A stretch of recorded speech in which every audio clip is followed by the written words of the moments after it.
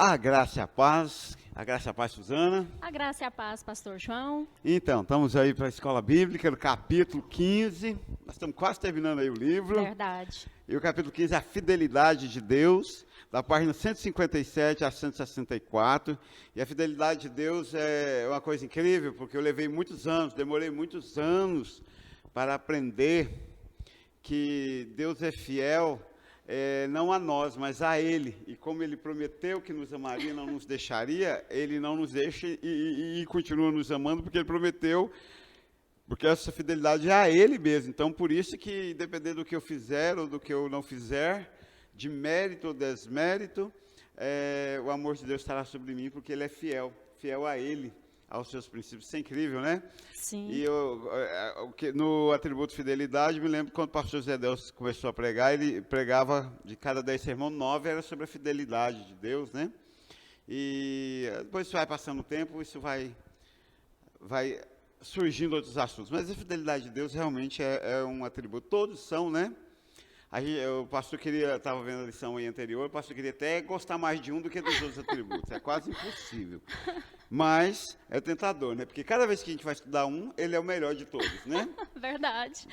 E o nosso texto de hoje, Deuteronômio 32, 4, ele é a rocha cuja obra é perfeita, porque todos os seus caminhos justos são, Deus é verdade e nele injustiça e não há nele injustiça, justo e reto ele é.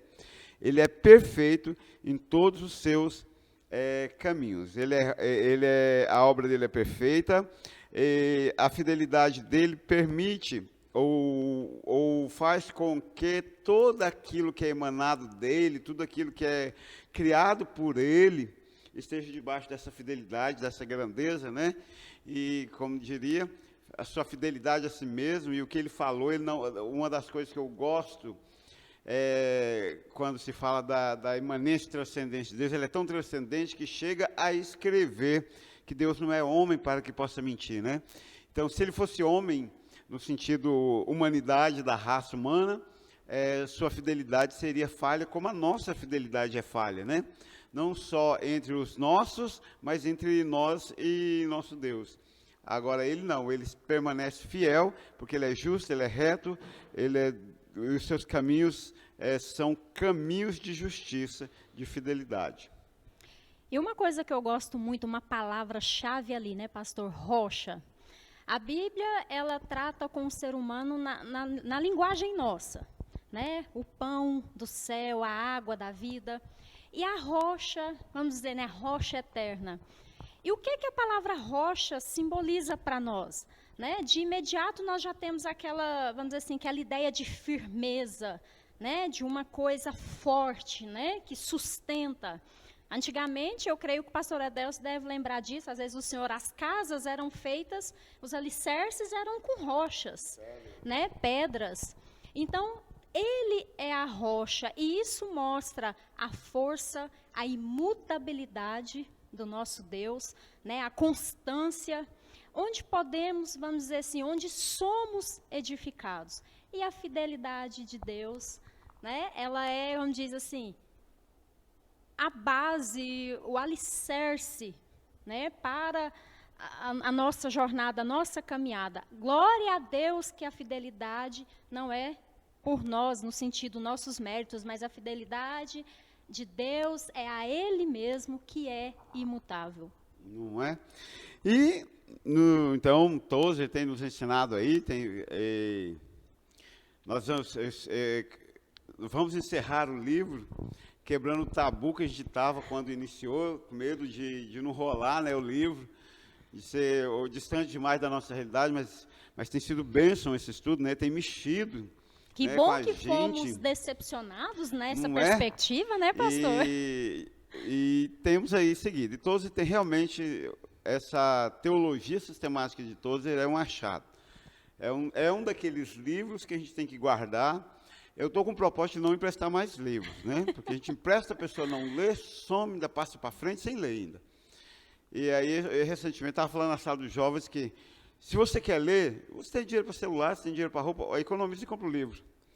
Mas, enfim, esse é um livro que a gente precisa guardar, não é? Sim. E, então, na página 160, no ponto 1, da fidelidade de Deus, Tozer diz assim: tudo que Deus faz está de acordo com o que Deus é. E eu fiquei pensando nessa primeira proposição, Suzana, nessa coisa da fidelidade. O que isso tem a ver com a fidelidade? Né? Eu achei interessante isso, porque quantas vezes a gente faz coisas que diferem daquilo que nós somos. Recentemente eu tenho pensado demais, realmente eu fiquei velho, eu não gosto. Dizem que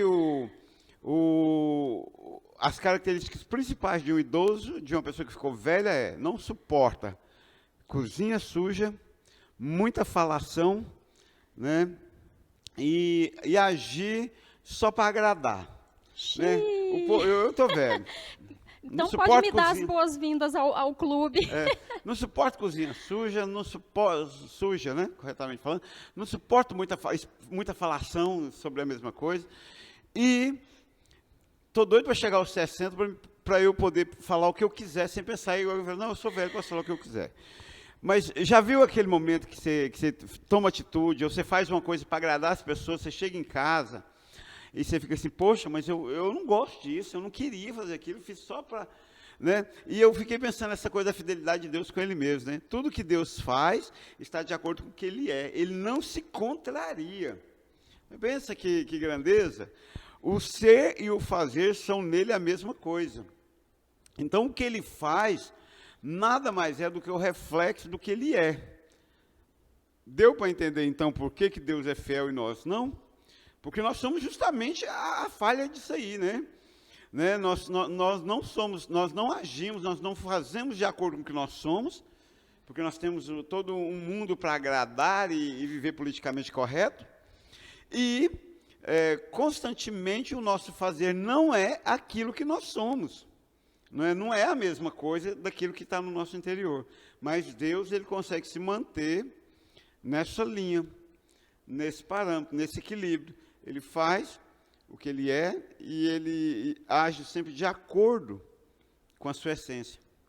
Uma coisa que eu tenho aprendido bastante com esse livro, pastor.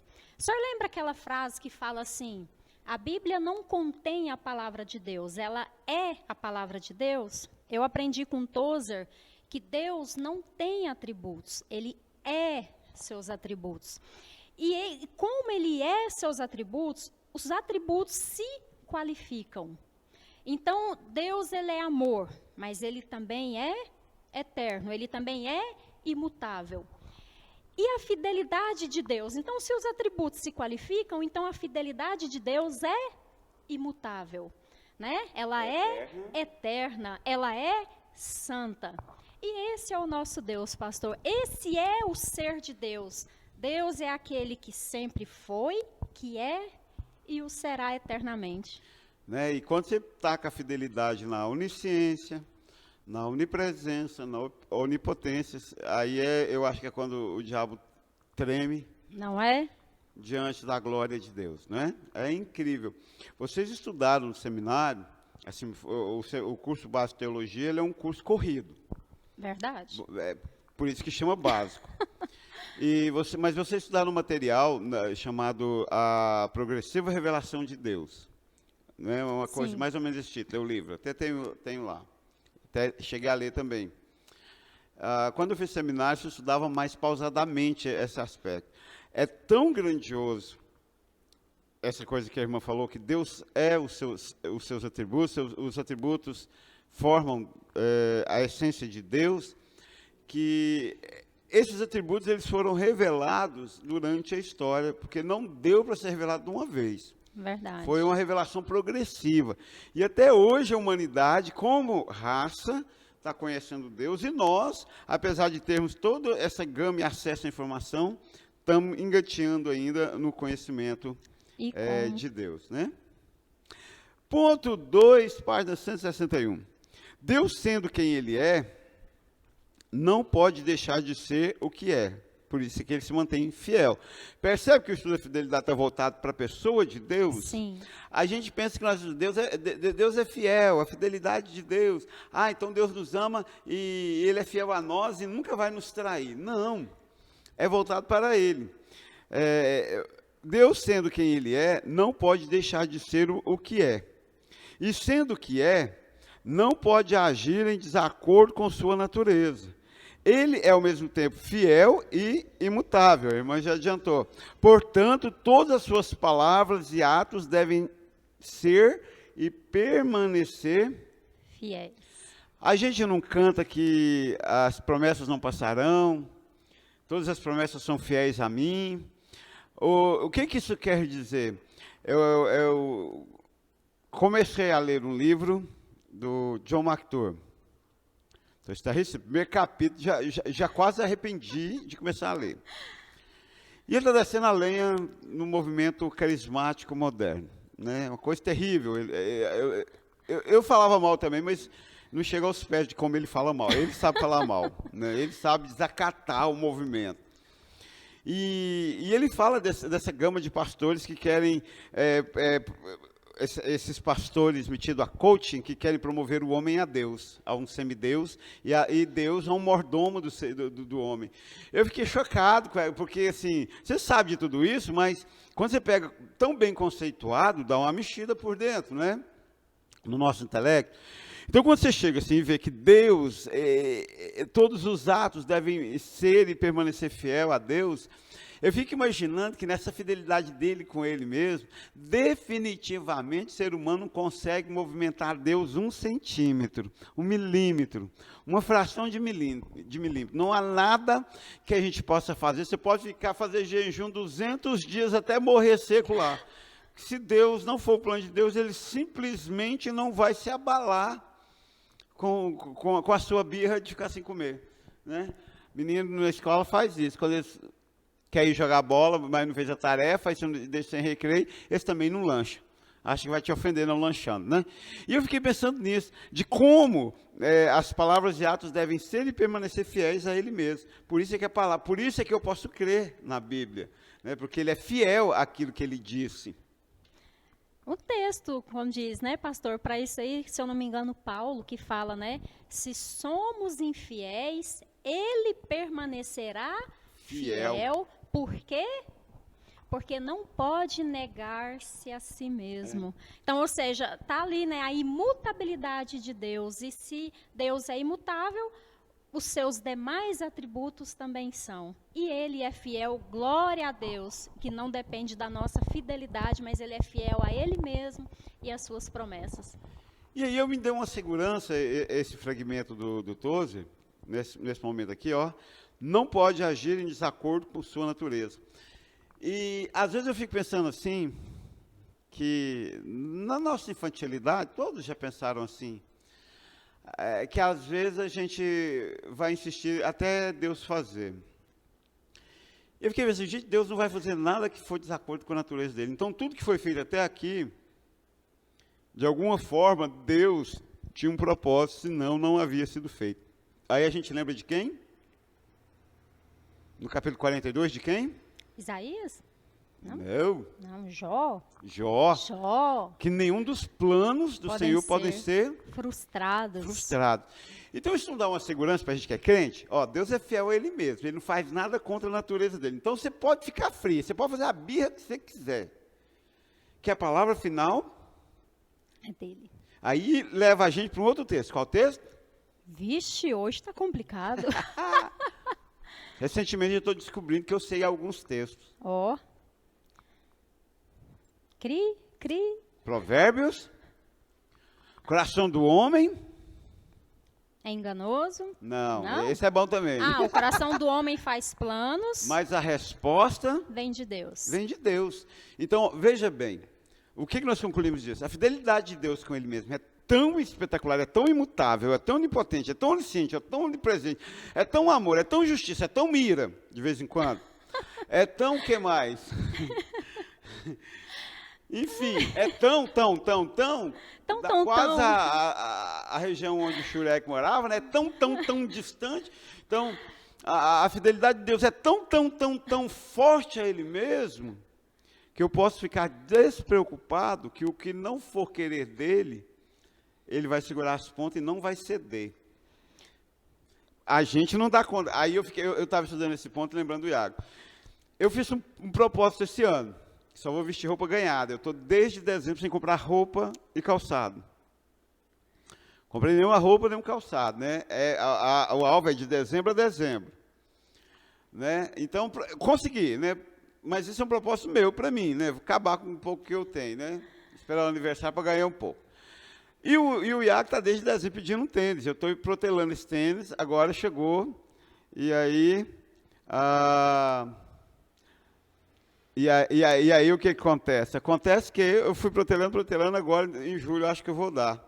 Aí eu vou dar o tênis, parece que eu estou quebrando aquilo que eu falei que eu não ia dar, mas não sei se eu não ia dar. Então essa questão da fidelidade é tão engraçada, essa questão de viver essa fidelidade de Deus, que é imutável, né? Mas a nossa é imutável.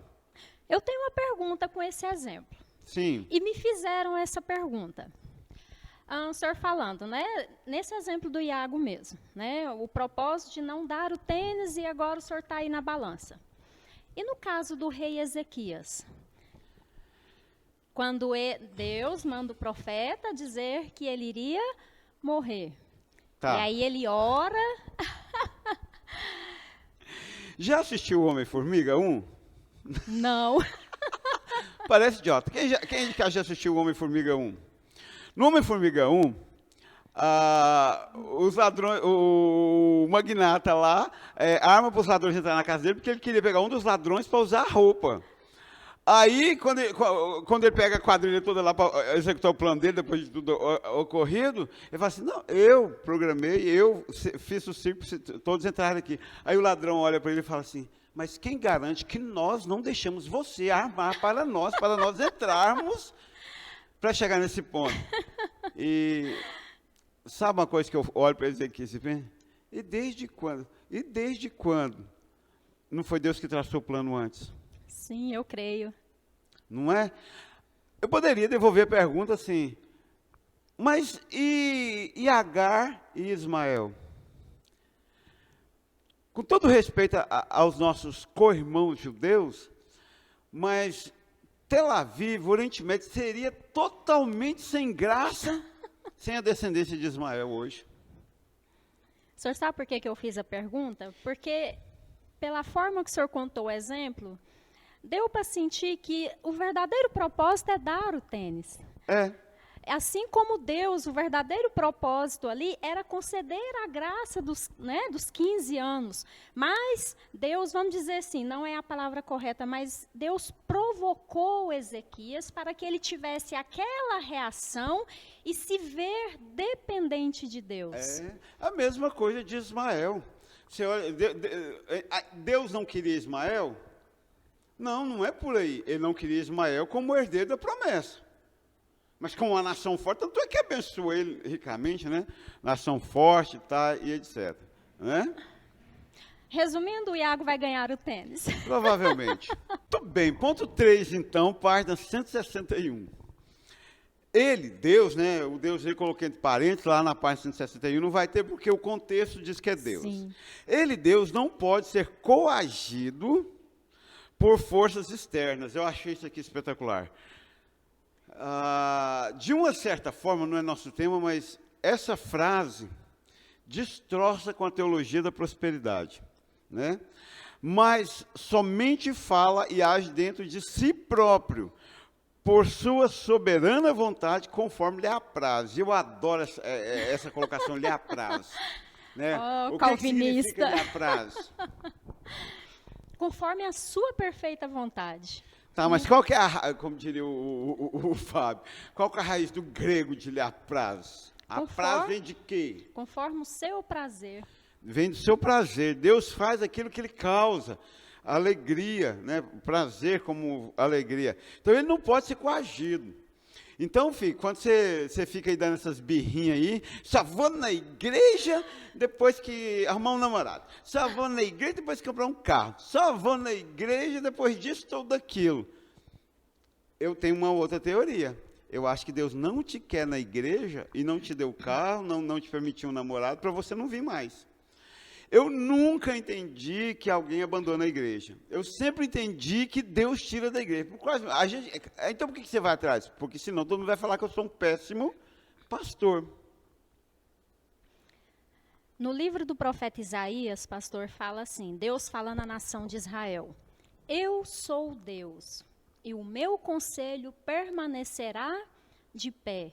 Aí, continuando os versículos, Deus fala assim, eu faço o que faço conforme a minha vontade, e eu retardo a minha ira, por amor do meu nome. Então, ali, em nenhum momento, você vê ele falando assim, não, eu vou fazer porque vocês estão fazendo birra, vocês estão... Não. Deus, ele faz por amor ao nome dele, ele é fiel à sua palavra, à sua vontade. E quando nós olhamos na história, né, do povo, quando nós olhamos as escrituras, Deus faz aliança com o seu povo e ele fala assim, ó, eu serei o seu Deus e vocês serão o meu povo. A aliança, ela é, vamos dizer assim, unilateral. Né? Não é assim, homem, eu estou pensando em fazer isso, o que é que você acha? Deus, ele coloca ali o padrão dele. Né? Igual quando ele fala, aí você vai falar assim, mas se é assim, então é difícil. Não, Deus, a aliança, ela é alicerçada na sua fidelidade, através de promessas e mandamentos. Lembra do monte Ebal e Gerizim? Né, nação de Israel, se vocês obedecerem às minhas palavras, serão abençoados assim, assim, assim. Mas, se não obedecerdes, né, as maldições, Deus é fiel à palavra dele. Mas ali, o amor dele é manifestado nessa fidelidade, assim como os seus demais atributos. E aí eu fiquei pensando, né, porque nós vivemos um dilema. Não é um dilema, não, mas um despertar da graça, talvez. E em alguns momentos há tantos paradoxos, há tantos choques. E eu tenho me perguntado, porque eu sempre levantei e defendi a bandeira de Calvino, né? Eu acho que até colocaram o meu nome historicamente de João, em homenagem a João Calvino. Eu posso acreditar no que eu quiser sobre Verdade. mim, né? Enfim... Aí eu fico pensando assim, percebe isso, que o grande argumento dos arminianos, né, é que se Deus não der opção aos homens de escolher, Satanás poderá acusá-lo de injusto.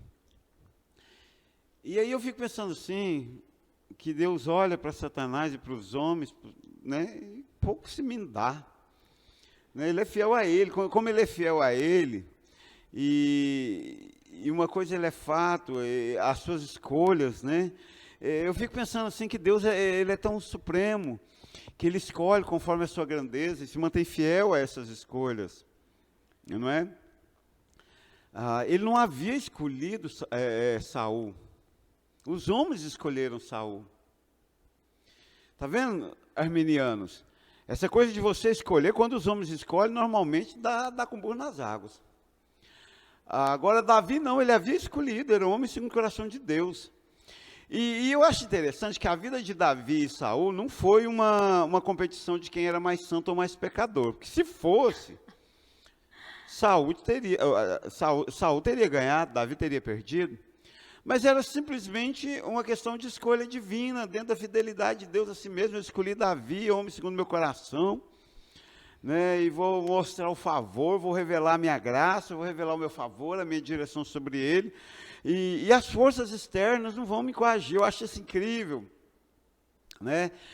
Já assistiu um filme chamado O Outro Lado do Céu? Do missionário Mormon, que foi para uma ilha no Pacífico. Sim, sim. Acho que foi no seminário, não foi não, pastor? É verdade, passei no seminário. Sim, muito bom, muito bom. E tem uma cena, quando eles vão fazer missões numa ilha vizinha, e tem um maremoto, e aí eles falaram assim, vamos orar. Aí um dos que estavam no barco falou assim, mas e se tiver alguém no outro lado orando por esse vento? Aí eles... Na crise teológica, eles olham, então vamos orar para Deus fazer a vontade dele. Porque e se o vento, se for a vontade de Deus, se nesse momento a vontade de Deus for que o vento venha para cá, ele vai vir para cá. Se for para lá, vai para lá. E eu fico pensando nessa cena, nessa coisa, e eu me lembrei quando estava estudando, ser coagido pelas forças externas. Então, Deus não é, nós somos, né? Nessa pandemia, nessa crise de grave lição, nós nos tornamos midiáticos. E a gente critica, o John MacArthur chama teleevangelistas. Sim. A gente fala de midiáticos, e a gente acaba se tornando. Então, no início, eu tive que moldar um pouco a minha pregação, porque eu deixei de pregar só para a igreja para pregar para uma comunidade virtual que nos acompanha. Nós temos um grupo relativamente fiel aos nossos trabalhos, que tem acompanhado. No meio do caminho, eu precisei voltar a falar à igreja. Parece que eu estava distanciando da igreja. E é engraçado que uma pessoa, especificamente, falou assim, mas você não tem que dar um esculacho, porque a gente está ouvindo aqui, não tem nada a ver com isso. Eu falei assim, mas... Estou falando da igreja.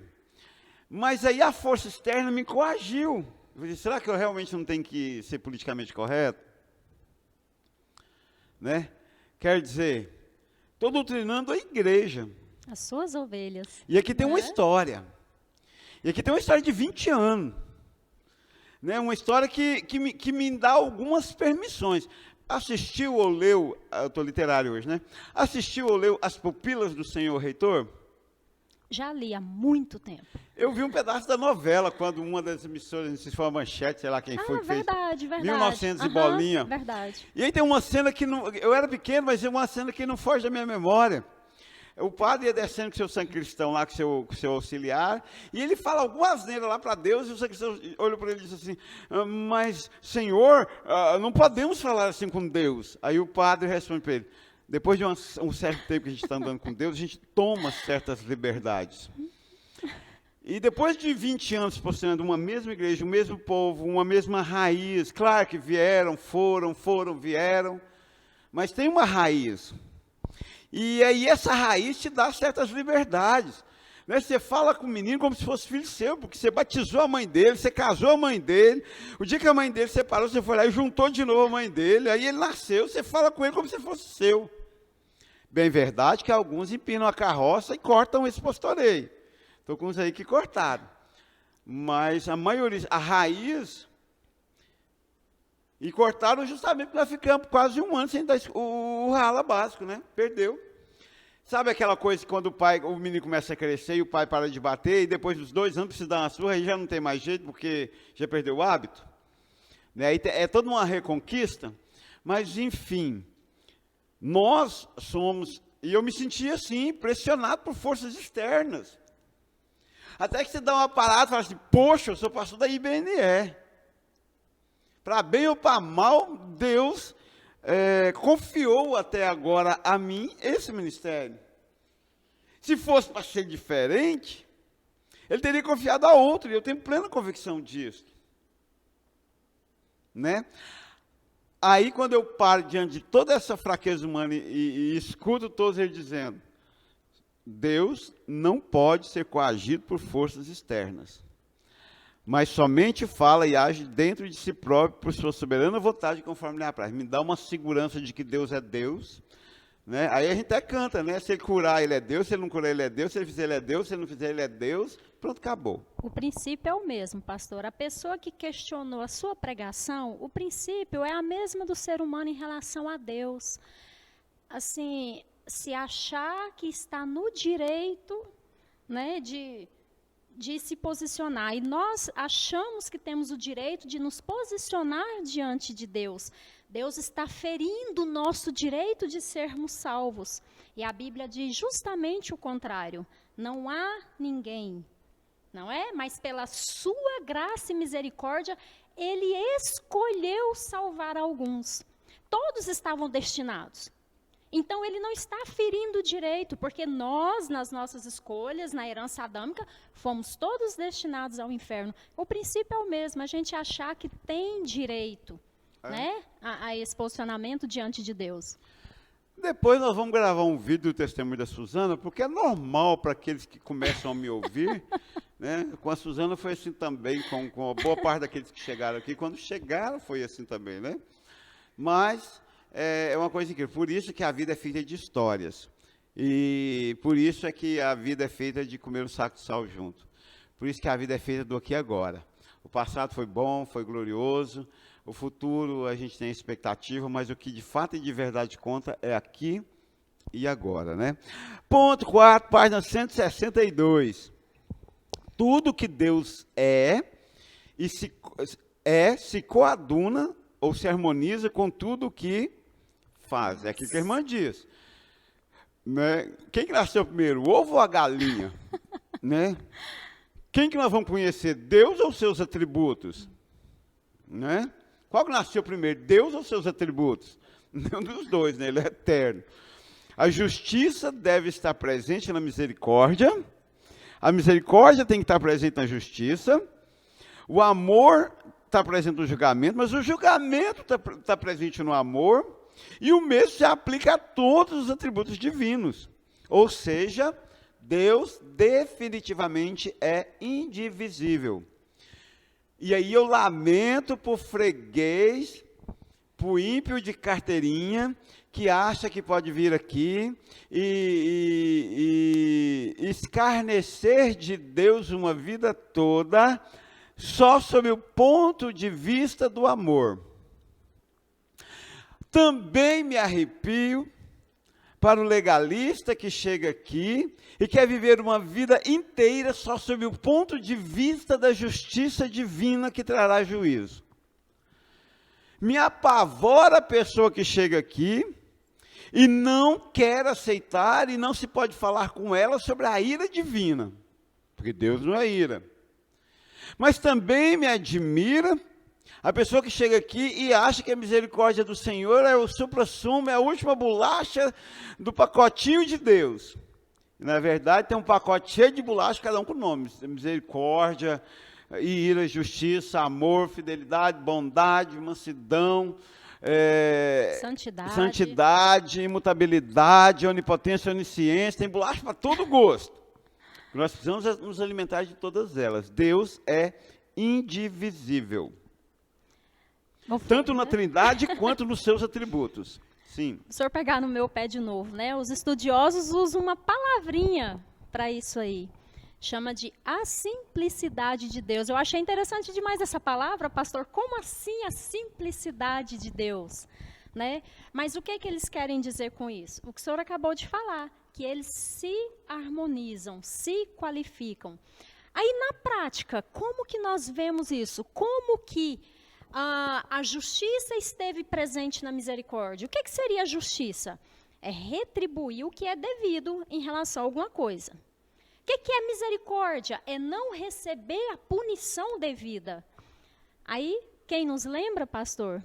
Cristo Jesus na cruz do Calvário. Manifestando ali todos os atributos divinos em Deus Pai, Deus Filho e Deus Espírito. Eu acho isso incrível, né? Estava tudo ali, a onipotência, a onipotência, a sabedoria, o amor, a ira, a misericórdia. O amor no julgamento, né? E aí nós lemos, né? A maioria, se o senhor perguntar, né? O que diz em João 3,16? Porque Deus amou o mundo de tal maneira que deu seu Filho unigênito para que todo aquele que nele crê não pereça, mas tenha a vida eterna. Aí eu pergunto, o que diz em João 3,17 e 18? Lá está também o amor e o julgamento de Deus. Quem crer não será condenado, mas quem não crer já está condenado. É o auristo. Não é? Então, essa é a manifestação do ser de Deus na pessoa de Cristo, ali na cruz do Calvário, na obra de Cristo. Soberanamente, né? Ali reside toda a manifestação da glória de Deus. Então, querido, como diz o Juan Carlos Tess, o pastor Juan Carlos Tess, meu querido ímpio, não tenha ilusão de achar que pode lidar só com a parte boa de Deus. Ele é um combo. Se você gosta de batata ou não, não interessa. Você comprou o combo, a batata vem. Você pode até não comê-la, mas ela vem. Eu tenho uma luta quando eu vou no Girafas. No Burger King não, porque o Burger King já serve água com gás, mas o Girafa é refrigerante. Aí eu peço, pode trocar o refrigerante por água com gás? Quase, de vez em quando já tive uns pega com engenharia. Poxa, em Goiânia troca, e em Séries troca, aqui em Goianésia não. Então, mas é um combo. Então Deus é um combo. Eu sou um combo. Né? Seria bom se eu... Tem dia que eu estou tão gentil, né?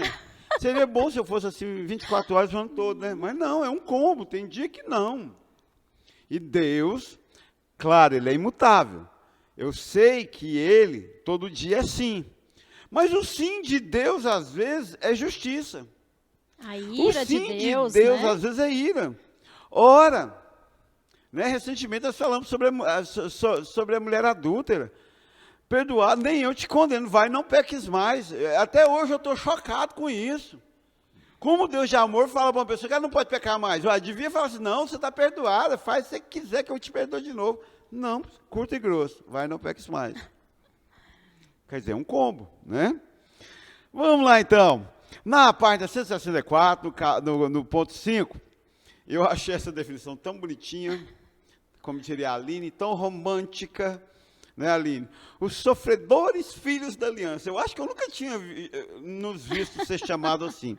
Os sofredores filhos da aliança, ou seja, nós, os crentes, podem estar seguros de que Deus jamais tirará deles sua amorosa bondade, nem permitirá que sua fidelidade falhe. Então pronto, acabou. A fidelidade de Deus jamais irá falhar. Ela não falha, né? Como todos os outros atributos estão envolvidos, estão interligados, intimamente ligados, nós podemos descansar em Deus, porque sua fidelidade vai estar sobre nós todos os dias, até a consumação dos séculos. Pastor, eu não tenho outra forma de finalizar essa parte sem ser assim, porque quando eu estava lendo, vinha esses textos à mente, o Senhor vai me ajudar a falá-los, né? Na Bíblia, a Bíblia diz assim, né? Aquele que prometeu é fiel para cumprir. Jesus Cristo é o mesmo ontem, hoje e o será eternamente. Aí eu posso dizer, eu sei em quem eu tenho crido e estou bem certo que Ele é poderoso para guardar o meu tesouro até o dia final. E para fechar com chave de ouro, pastor, em Apocalipse fala assim, né? E vi os céus abertos, e eis um cavalo branco, e o que estava montado sobre ele se chama Fiel e Verdadeiro. Esse é o nosso Deus, é o Deus Fiel que e nós verdadeiro. cremos, é o Deus das Escrituras. Que não há sombra de variação de dúvida. Nenhuma. Né, eterno, né, de uma revelação espetacular, de um amor, de uma singularidade, né? Quando a irmã disse que os teólogos chamam isso da simplicidade de Deus, eu fiquei pensando, né? Você chega, a primeira ida ao mar, né? A gente nunca esquece. Você chega diante do mar, o trem é tão grande, é tão imenso, é tão espetacular, é tão misterioso, é tão, que você olha e fala assim, nossa, mas é bonito.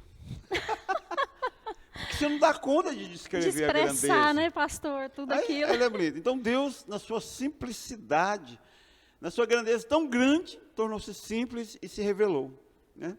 E é fiel a nós, e está aí.